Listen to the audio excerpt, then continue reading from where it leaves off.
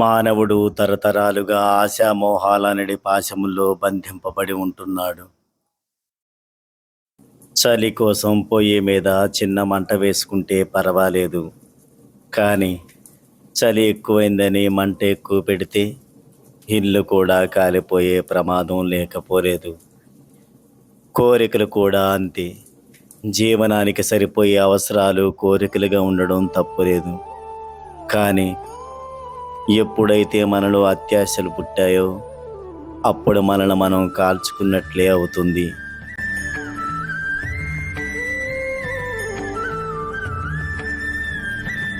భగవంతుడిని నమ్ముకుని ఉంటే ఏ కోరికలు కోరనక్కర్లేదు. ఏ ఆశలు పెట్టుకోవాల్సిన పని లేదు. మనకి ఎప్పుడు ఏమి కావాలన్నది ఆయనే చూసుకుంటాడు. ఈ సందర్భంగా బాబా చెప్పిన పలుకుల్ని ఇప్పుడు స్మరించుకుందాం. ఎవరైతే ఆకలితో ఉన్నవారికి అన్నం పెట్టెదరో వారు నాకు అన్నం పెట్టినట్లే.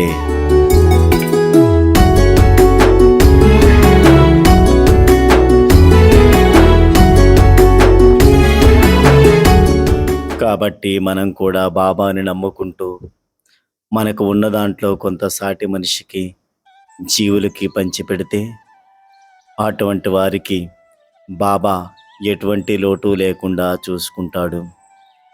ఇటువంటి భక్తుల సకల యోగక్షేమాలు బాబాదే బాధ్యత.